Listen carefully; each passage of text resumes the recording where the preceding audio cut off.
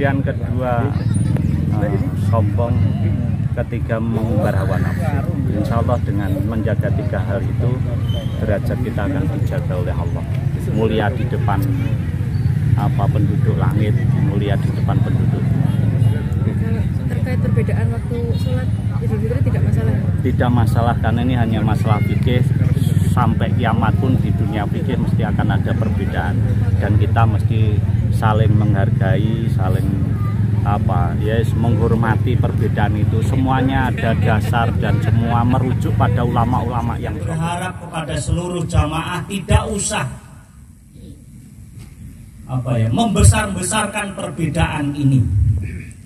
Secara garis besar, secara syariah, semua ulama sepakat dan kompak bahwa sholat Idul Fitri dilaksanakan tanggal 1 Syawal. Ini syariah.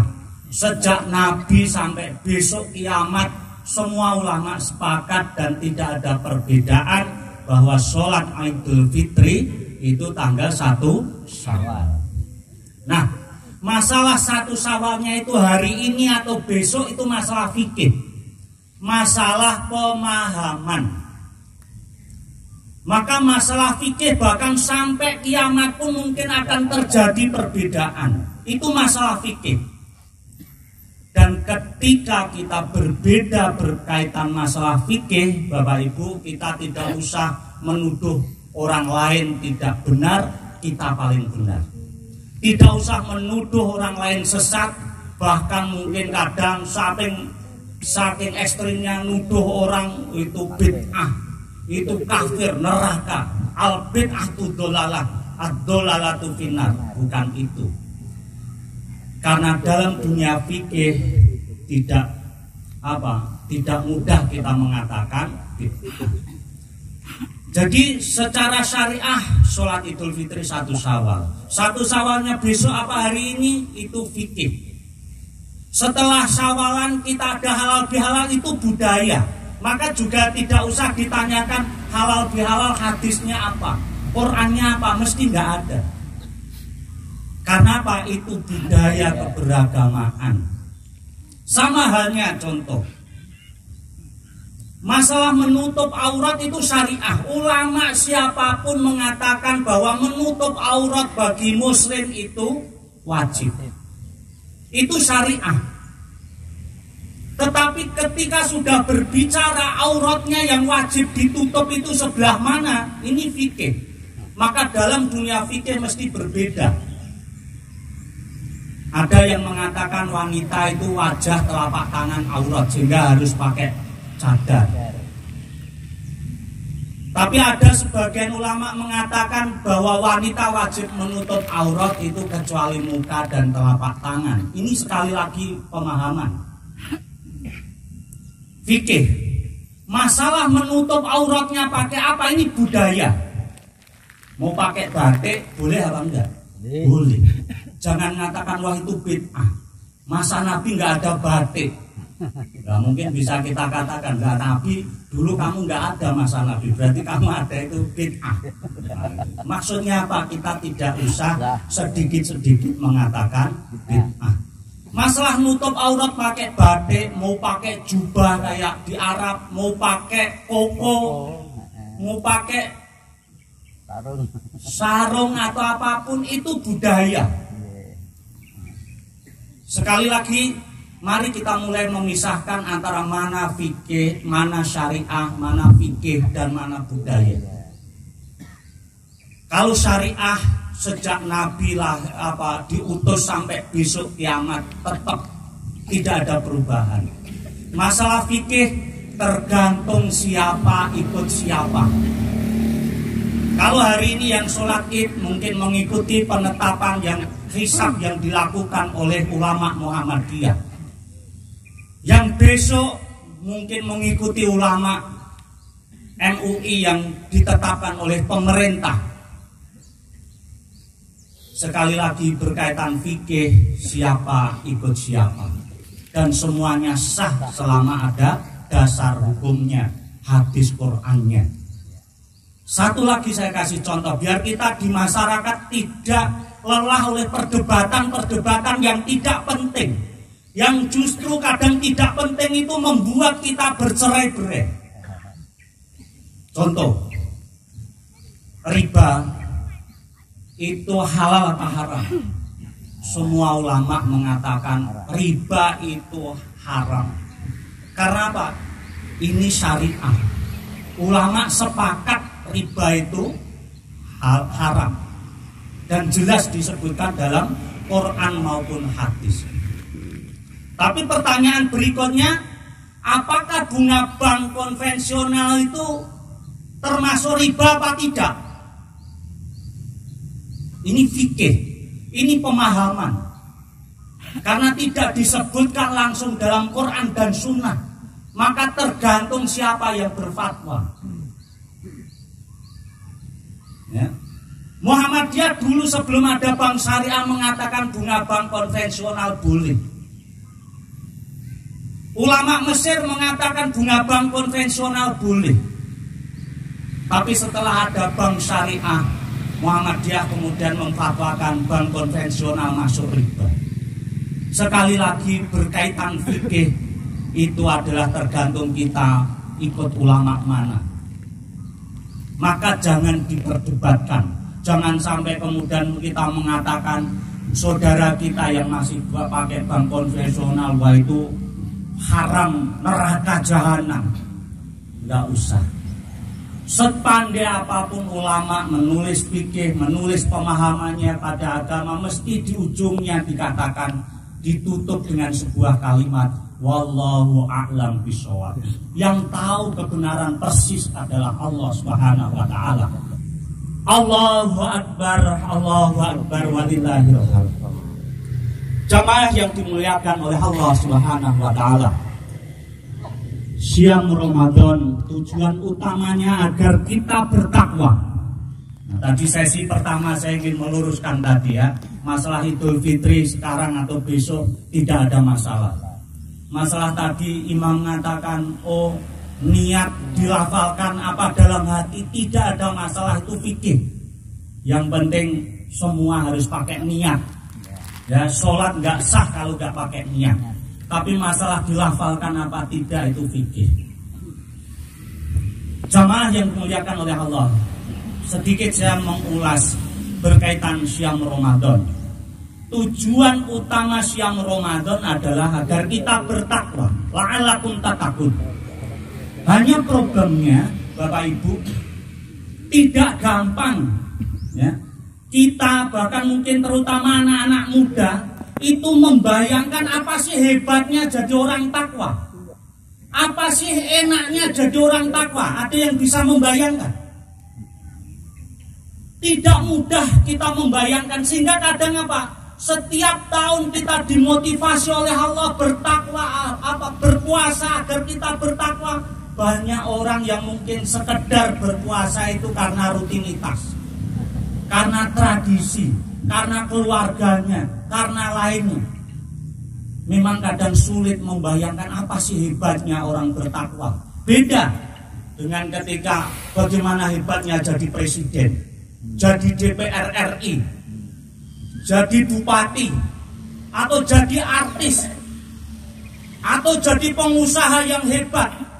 Mudah dibayangkan, kalau presiden kemana-mana turun mobil saja dibukakan pintunya, tas dibawakan, ya.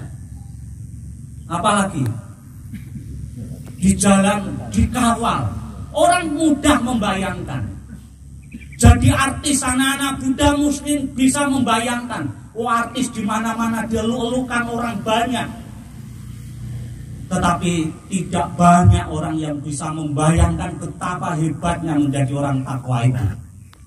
Wattaqullaha la'allakum tuflihun. Bahwa kita diperintah oleh Allah bertakwa agar apa? Berbahagia. Maka pertanyaannya sederhana. Apakah puasa kita, ibadah kita Ramadan kemarin menjadikan kita takwa apa tidak? Tanya pada diri kita saat ini. Kita saat ini bahagia apa tidak? Bisa jadi kalau kita hari ini masih bersedih, tidak bahagia, bisa jadi puasa ibadah kita Ramadan gagal, menjadikan kita orang bertakwa. Karena apa? Kadang kita mengukur kebahagiaan itu dari penguasaan harta benda kita. Kita punya deposito berapa, kita lebaran gak punya uang, kita lebaran gak punya kue yang banyak, tidak punya mobil yang mewah. Kebahagiaan kita gadaikan dengan harta, penguasaan harta, kekayaan. Atau kebahagiaan kita masih kita ukur dan kita gadaikan dengan jabatan kita. Kita merasa tidak bahagia kalau tidak punya jabatan. Juga kebahagiaan kita ukur dari hal-hal yang kasat mata, yang nampak, dari kendaraan kita, dari deposito kita, dari istri kita, rumah kita. Kalau kita bahagia, anggap saja bismillah, insyaallah puasa kita berhasil karena kita menjadi orang yang bahagia. Allahumma amin. Allahu akbar walillahil hamd. Mengapa Bapak Ibu menjadi orang yang bertakwa itu bahagia? Coba kita sedikit membayangkan. Kalau tadi membayangkan jadi presiden, bupati, gubernur itu bahagia, senang kan? Mudah dibayangkan. Tapi coba kita bayangkan apa janji Allah bagi orang yang bertakwa, sehingga kita kenapa harus bahagia. Dan bahagia itu Bapak Ibu bisa dicapai oleh siapapun, karena bahagia tidak diukur dari kekayaan jabatan. Bilal orang miskin, jelek rupa, tetapi orang yang sangat bahagia. Karena dikabarkan oleh Nabi, terompahnya, sandalnya Bilal terdengar di surga. Artinya apa? Bilal bisa masuk surga. Bilal luar biasa bahagianya. Maka Allah menjanjikan beberapa hal bagi orang yang bertakwa. Salah satunya, wa may yattaqillaha yaj'al lahu makhraja wa yarzuqhu min haitsu la yahtasib wa man tawakkal 'ala Allah fa huwa hasbuh. Inilah kenapa ketika kita takwa mestinya bahagia. Kata Allah, janji Allah untuk orang yang bertakwa. Wa may yattaqillaha yaj'al lahu makhraja. Diselesaikan masalah kita oleh Allah. Itu orang yang bertakwa, itu janji Allah. Kita hidup mesti menghadapi masalah. Hanya satu orang yang tidak punya masalah di dunia ini. Siapa itu? Orang gila. Itu orang yang gak punya masalah. Maka kalau kita itu tidak punya masalah dalam hidup, bisa jadi saya tidak mengatakan kita, tetapi ya makanya kita biasa saja menghadapi masalah.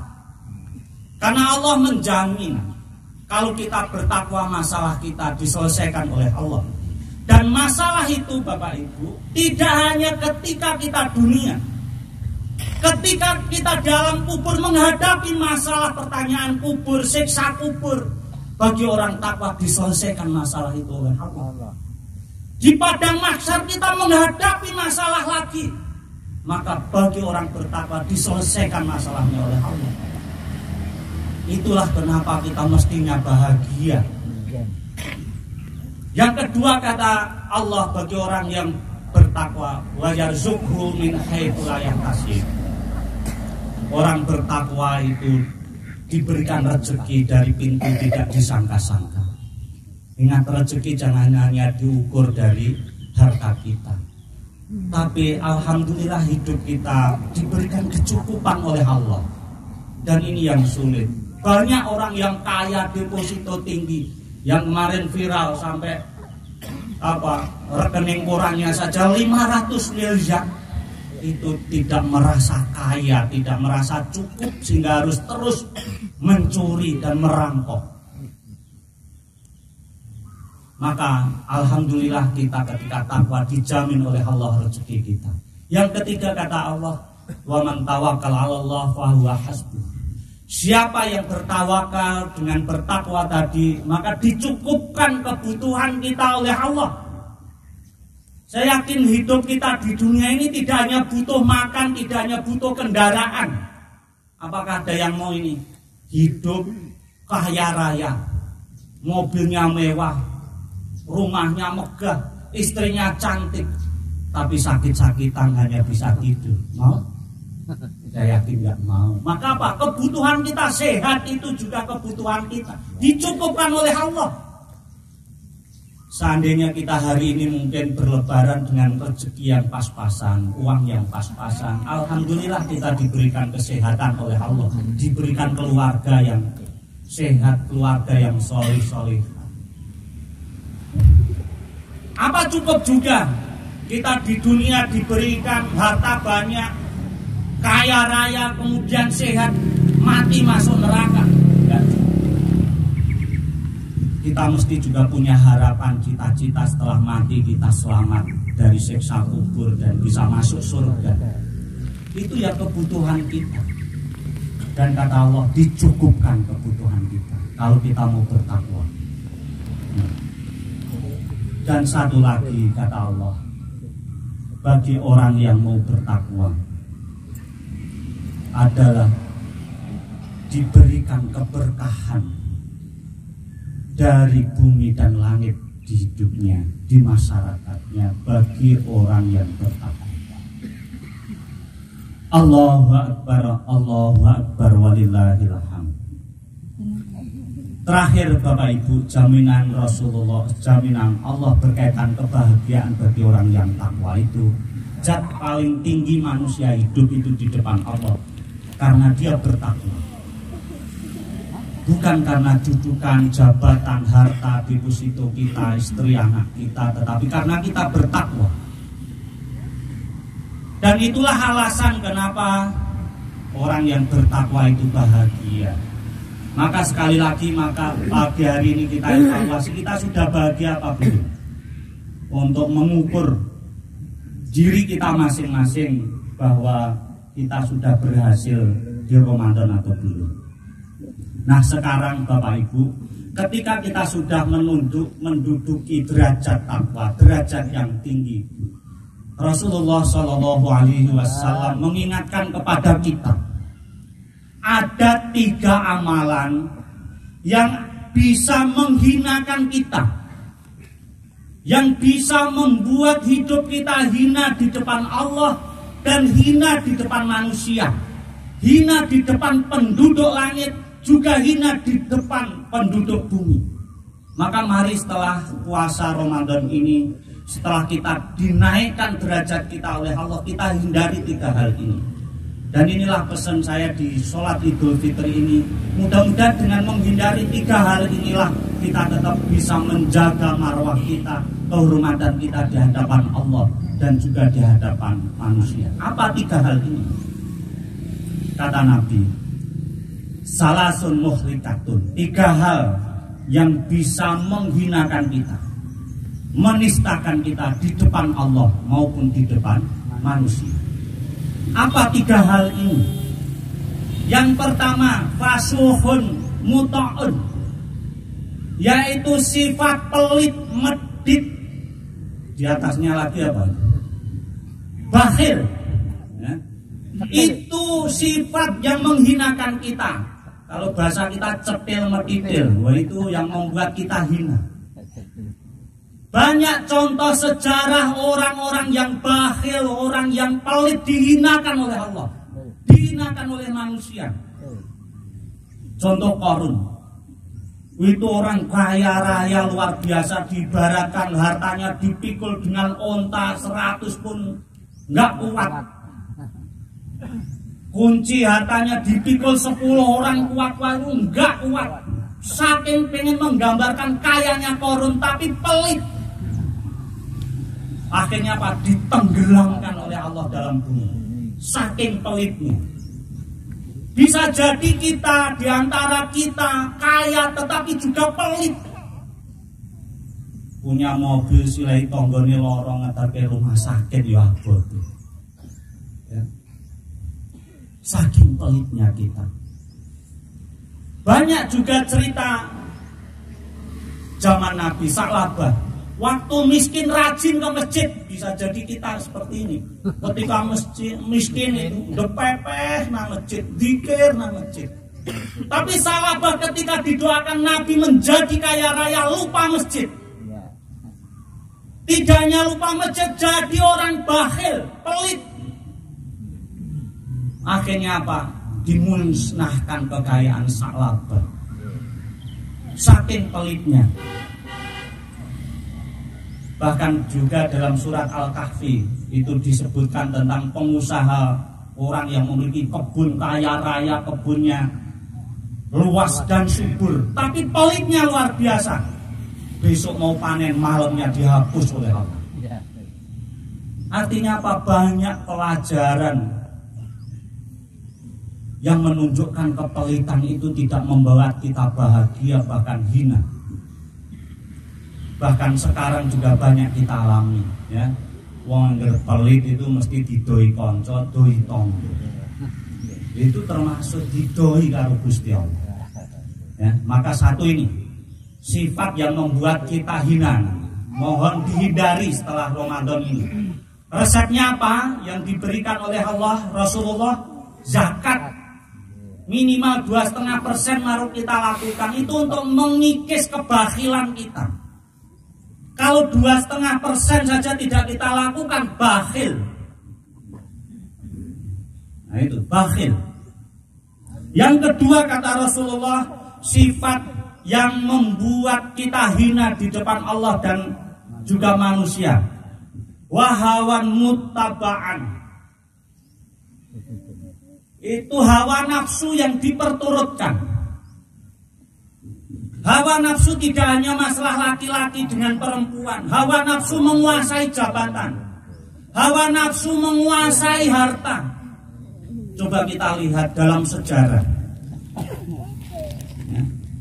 Habil dan Qabil. Qabil membunuh saudaranya hanya karena apa? Hawa nafsu. Itu sejarah manusia yang membunuh manusia. Karena apa? Pengen menguasai wanita cantik, membunuh saudaranya. Dan sekarang banyak terjadi. Kemarin viral di Malang, anak kandung membunuh ibu kandungnya hanya karena warisan 50 juta.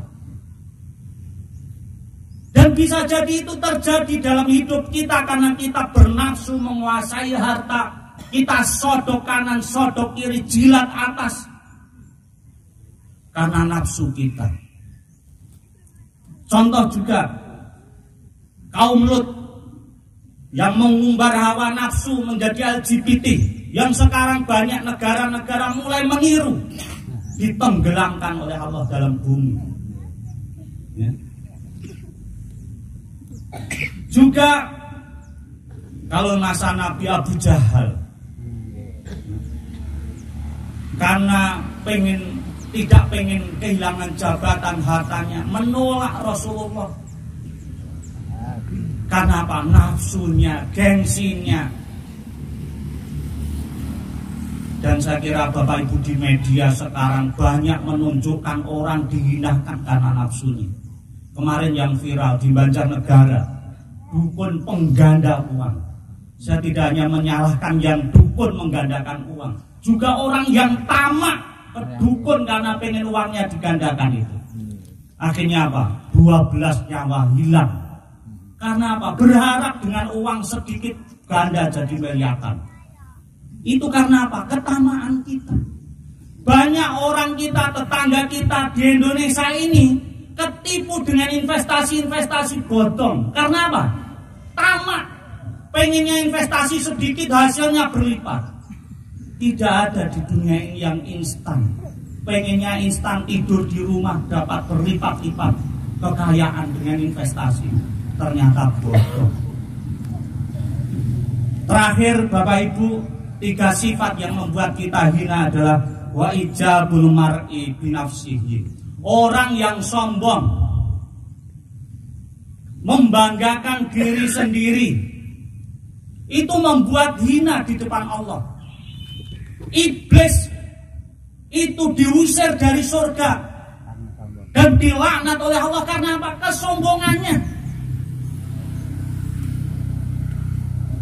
Korun selain tadi karena kepelitannya, kesombongannya, karena kekayaannya. Fir'aun dihancurkan oleh Allah, bahkan diabadikan dalam Al-Quran karena kesombongannya. Dan sekarang juga kita lihat di sekitar kita banyak hal yang viral karena apa? Kesombongan.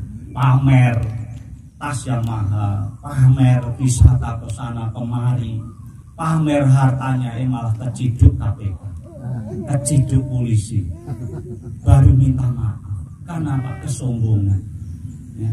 Baru saja yang kemarin viral sampai kemana-mana, anak pejabat yang karena sombongnya pamer kekuatan, pamer pengaruh, pamer kekayaan, setelah itu diciduk satu warga, kan malah merepotkan banyak orang. Itulah hina di depan Allah, hina di depan manusia. Jamaah yang dimuliakan oleh Allah Subhanahu wa taala. Allahu Akbar, Allahu Akbar, walillahil hamd. Mari di 1 Syawal ini kita introspeksi pada diri kita masing-masing. Mudah-mudahan kita diberikan istiqomah oleh Allah. Amin. Untuk menjalankan syariat Islam ini. Amin. Dan kita diberikan istiqomah hati kita untuk faqihu fiddin, istiqomah dalam ajaran agama kita di Islam. Dan mari Bapak Ibu kita berdoa bersama-sama. Mudah-mudahan hidup kita diberikan keberkahan rezeki, umur, keluarga kita, anak turun kita diberkahi oleh Allah Subhanahu wa taala. Dan suatu saat nanti kita dihimpun oleh Allah di surganya. Allahumma amin. A'udzu billahi minasyaitonir rajim. Bismillahirrahmanirrahim. Alhamdulillahi rabbil alamin.